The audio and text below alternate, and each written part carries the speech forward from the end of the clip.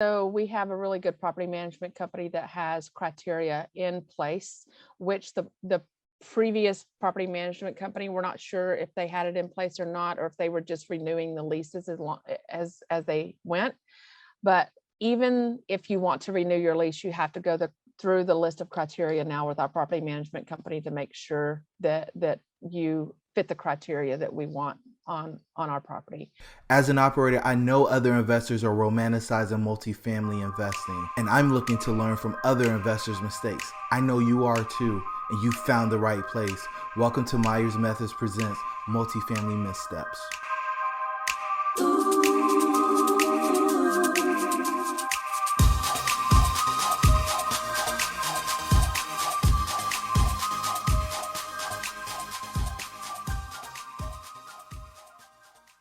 Hey everybody, and welcome to Myers Methods Presents Multifamily Missteps. I'm your host, Jerome.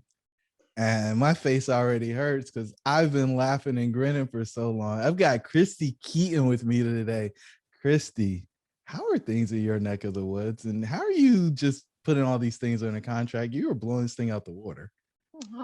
Thanks for having me, Jerome. I really appreciate it. And I just really enjoy what I do, to be honest with you.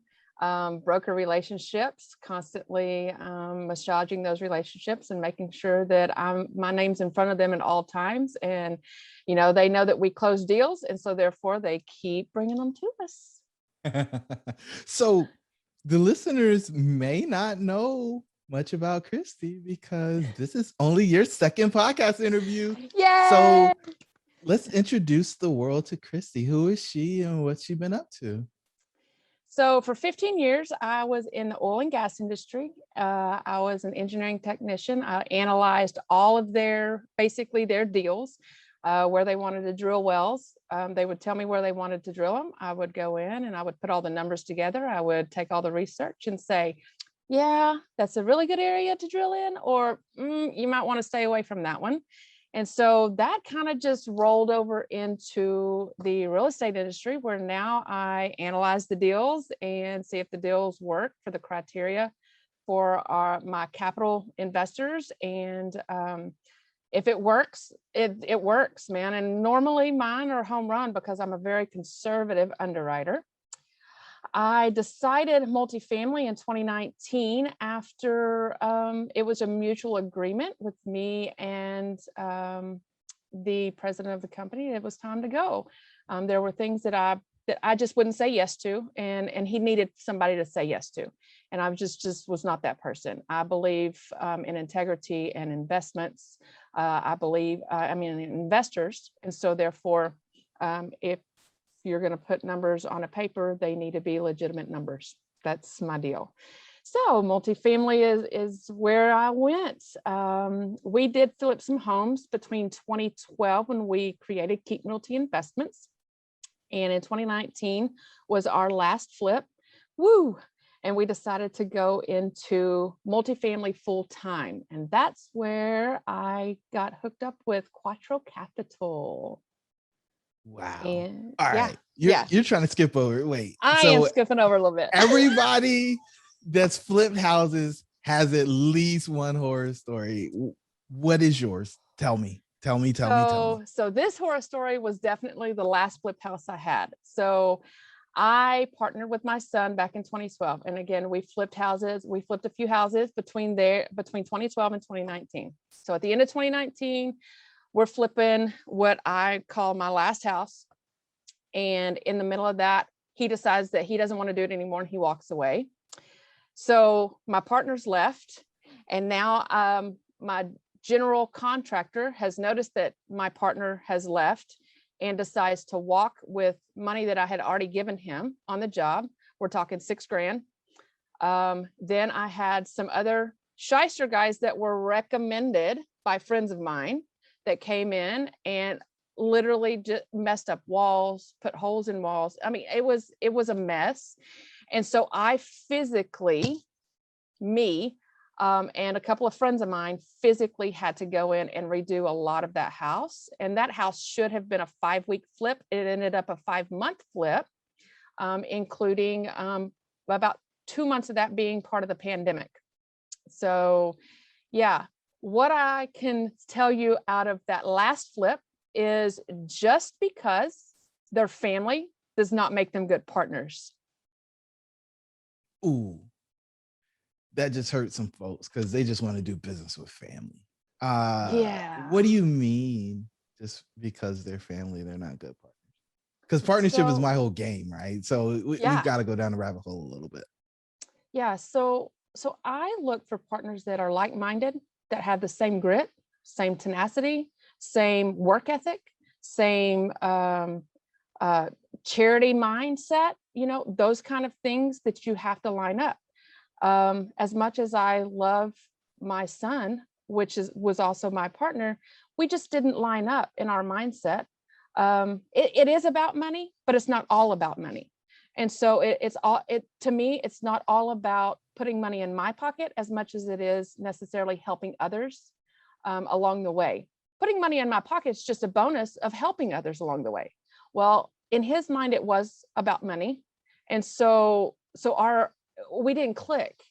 Our mindsets weren't alike. So we just clashed on just about every level. And so, as much as I love him, I know that we could never be partners again, and he knows that. We've talked at length about it. So, just because you love that family member and you want to help that family member doesn't mean that that family member has the same mindset that they need to have to be partners with you. So now that you're like expanded outside family, you've mentioned Quattro already. How Yeah. do you make sure that your new partners, because I mean, you're basically meeting strangers, how do you make sure that the new partner has the same values, has the same grit, and some of the other things that you mentioned that are necessary for you to partner with them? So it really comes to building that relationship. It comes to at least knowing, like, there's 5 members to the Quattro Capital team. And I built a year-long relationship with Kim before I met anybody else. And it was literally talking to her on a regular basis. I want to say we probably talked on a weekly basis. Even she knew all the mess that I was going through with that house. I mean, she came to the house to see the mess that I was in, that kind of thing. And she knew. So she ended up finding me behind the detached garage, talking to an investor, trying to get them to invest in a multifamily deal that I didn't even have yet that I was looking for. So she said, you know what, you've got the grit, you've got the tenacity, you've got what it takes to move forward. I've got to have her, I've got to have you as an alliance partner. Let me talk to my other teammates. And so that's what ended up happening was I became an alliance partner with them, where I keep my own name. I keep who I am as an individual and as a company, but I'll take my deals to them and say, hey, are you interested in this deal? And if they are, great. And so far, they've been interested in every one of them. So that's great. I love So it. interested in the deal. And so, what I talk about a lot is knowledge, deal flow, experience, and capital.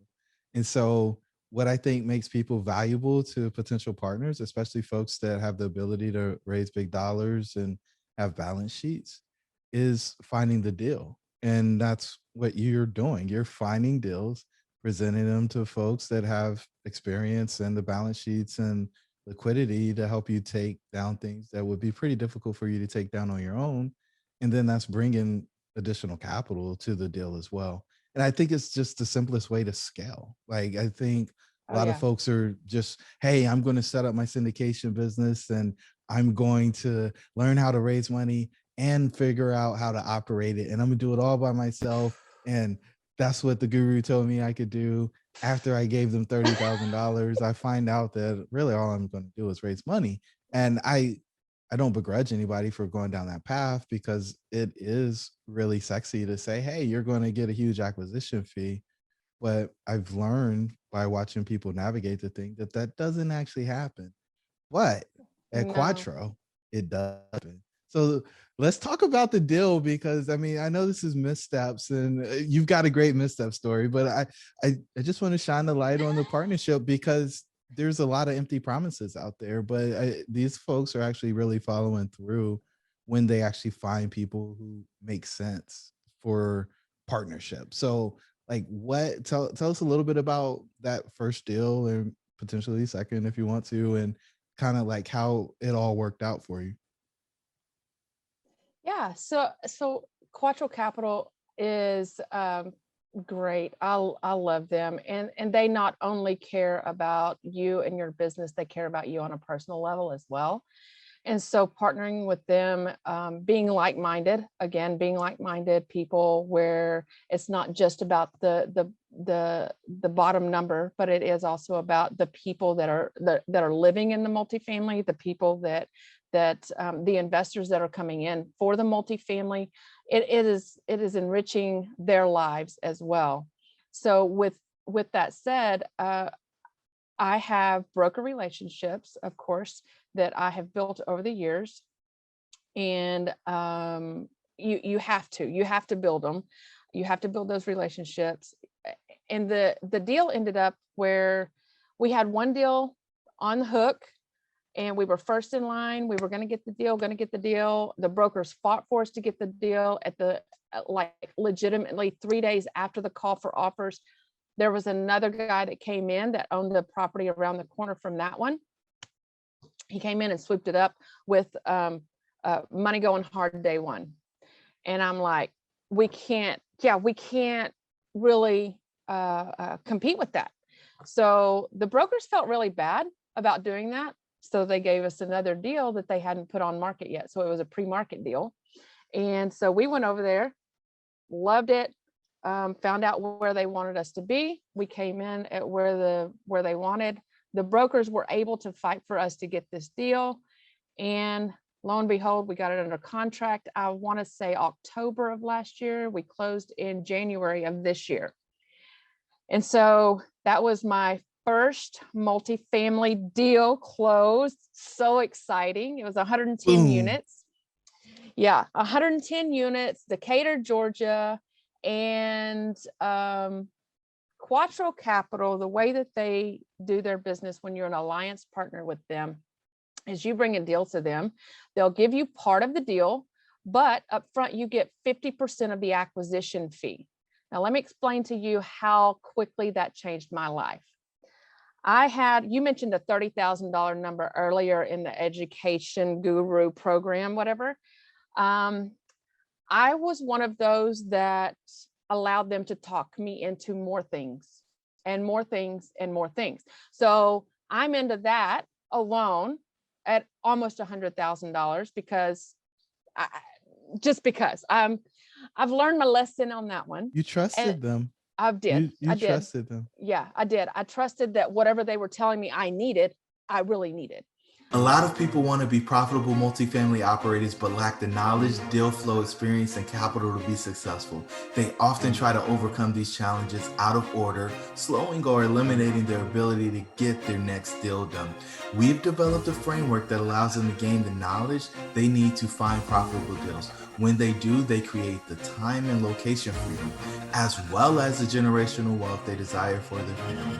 The Myers methods of multifamily investing have proved to be the fastest way to establish credibility and profitably grow an apartment portfolio. If you want to know more about our 4-step process, jump over to myersmethods.com to get our free 4-step guide to getting into multifamily investing. Let's get back to the episode. On top of that, I took all the debt of the business and the partnership that I had in the beginning. So I was about 150,000 completely in debt. Okay. What Quattro Capital did is they understood where I was, and the way that they set things up is you get part of the equity of the deal that you bring them. If you want to asset manage, you get part of that, but you get half of the acquisition fee up front, or transition fee, or organization fee, depending on who you are and what organization you're with. That's what they call it. So 50% of my first deal,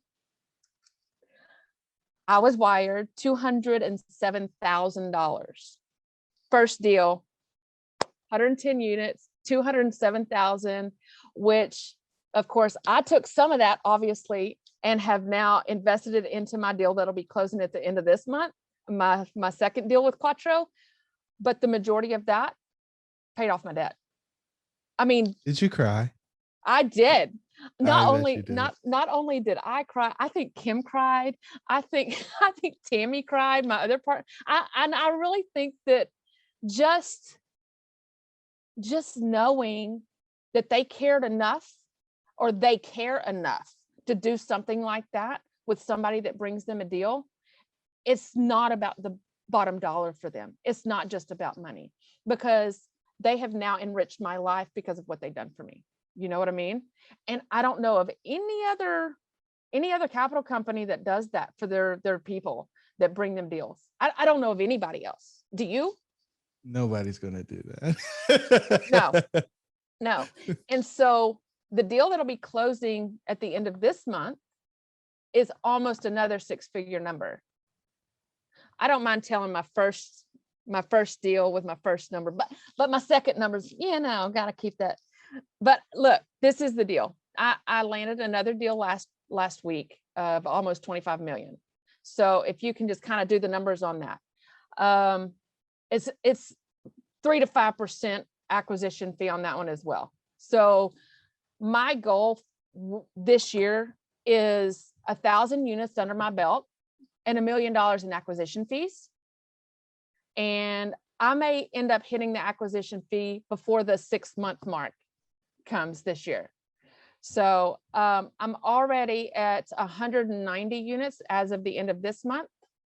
The one that I got last week is 240. So I'm almost halfway there already for my unit number, my unit count. Look, I believe in legacy wealth. I have grandbabies. I believe in legacy wealth. I believe that that's where I'm going with it. So this is beautiful. This is absolutely outstanding. So, all right. I know where you're going.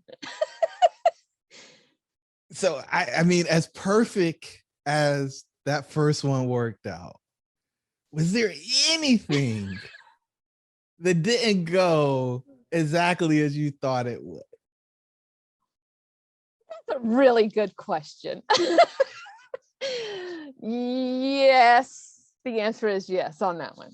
So I don't know how everybody else does it, but the way that we do our final walkthrough and on our properties that we're about to close on.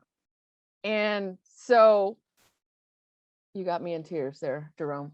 So we did our final walkthrough and we got a call from our property management company, not the one that's on site. We had our property management company do the final walkthrough. And they call us and they say, well, you're not going to believe what we found. We're like, what did you find? Well, we found 6 homeless, naked people in the unit. You found a what? And of course, the first thing that Chad asked was, did you take pictures? Wait a minute. Wait a minute. You want to take pictures? So forever, that unit will be known as the Orgy Unit. Because they opened the door, the light shone, they scattered like roaches, but they were all buck naked. Oh no. So now, did they like break in? Like, did they have to like break windows or something? Like, how'd they get in? They broke. So on these particular units, there's a front door and a back door. And so they had broke the windows to the back door, the windows by the back door, and they kicked in the back door. So of course we had to go in and secure it. But yeah, so somebody noticed that the back door was loose and they flipped it open and what I was told were they were in the middle of the action at the moment. And I'm like mortified. Christy, what kind of deals are you bringing to these folks? Right? What are you doing? Right. What's going on here? Now every time we do a deal, every time I bring a deal to them, they'll go, is there an orgy unit involved? We got to know. Is there an orgy unit? That's amazing. So did you make the previous owner fix the door and They glass, did. or did you guys take care of it? They took care of it for us. Yeah, they came in. We said, okay, look, we're gonna have to retrade. We never retrade on deals, but we're gonna have to retrade this, man. And they were mortified. And the property manager, I don't know if the management company knew, but the property manager definitely knew. She said, oh yeah, they've been doing that for 2 weeks. What? Why did you wait? Why didn't you let somebody know that something was happening in there? So, but she was promoted within the company from what we understand. I guess they got their number, so she deserves to go to the next She level, huh? deserves it. This So is great. amazing. And so Oh, did you find anything else at the property after you guys closed with the residents? yeah. So the same Insult to building. injury. Yeah. Same building. Same building. So we're like, do we just go ahead and knock this building down or what? But no, the same building, we have learned that there are 2 drug dealers in that building. Yep.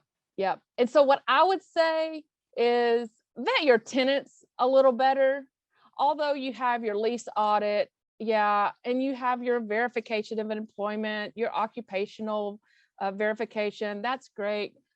See if you, I don't know, Google some names, see if they come up on the arrest list that happened in the last couple of years, that kind of thing. I don't know. I think that you just need to vet some of these tenants a little better, and maybe you won't have, I don't know, orgies or drug dealers or I don't know. Oh goodness. But yeah, I just think that I'm trying to vet them a little better.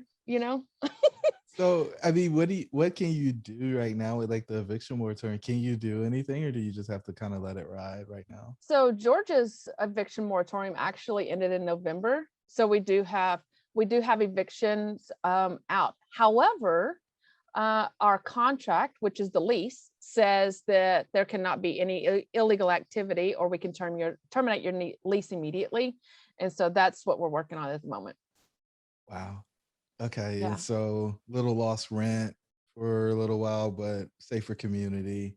And then is there anything that your property management company is doing to make sure that they don't move other drug dealers in? Like, is there a way that you guys are vetting that or making sure Yes. people are in good standing?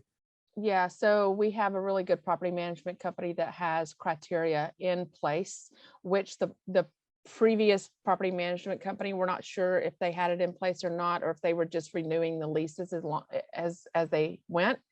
But even if you want to renew your lease, you have to go through the list of criteria now with our property management company to make sure that you fit the criteria that we want on our property. And we do know also that at least 1 out of the 2 drug dealers that we have on the property is on the voucher system here in Georgia. So yeah, so we know that he's getting government money for his rent, and so he's also dealing drugs, and so that's one of the reasons why we haven't completely terminated the lease yet, because we don't know on their end what the process is on their end. So we're waiting to hear back from them on that process as well. Wow. It's a wild ride. These properties can be pretty wild animals when you get them, evidently. Most definitely wild animals. And, for my first deal, and I it'll be, like I said, it'll be forever known as the Orgy Unit, and again, we know that we have drug dealers. I'm like, well, it's just one of those, it comes with the territory, right? Not all of them do, but yeah. I think when you're dealing, especially if you're doing workforce housing, there's opportunity for some of that. There absolutely is. And so being able to manage it well and put processes in place to make sure that you don't repeat the action, I think is just the most important thing. And it sounds like you guys are nipping that in the bud. We are, definitely. The final question is, what words of wisdom do you have for our listeners? Words of wisdom. Make sure that number one, again, I'm going to reiterate this. Just because they're family doesn't make them good partners. You do not have to, you can help your family without them being partners. That's the first thing. The second thing is make sure that you are building long-lasting relationships, and not only with brokers, but with investors, with lenders, with insurance brokers, with property management companies, because this is a relationship industry. And the better that you treat your people, the more that they will come to you when they have an off-market deal that just happened across their desk, the more that, you know, you'll end up with better deals, better lending, you know, just they take care of their people when they have relationships with you. They just do. And so that's my words of wisdom. And make sure that you're with like-minded people. And it's not about the bottom dollar. It really is about helping and enriching other people's lives. Christy, we are like-minded. I can't wait to Yes. continue to follow you on this wonderful journey that you're on. And I'm just Thank so you. happy that good things are happening for great people, Thank you right? so much. That's the whole game, and our ability to really lock in and engage and be with people who are trying to make an impact with their investment is the beauty of multifamily investing. So thank you Definitely. so much for sharing with us today. And to the listeners, the pack is with you. We'll talk soon. A favor, give us a 5-star rating, give us a review, and share this with somebody who's interested in multifamily investing. Until the next time, the pack is with you.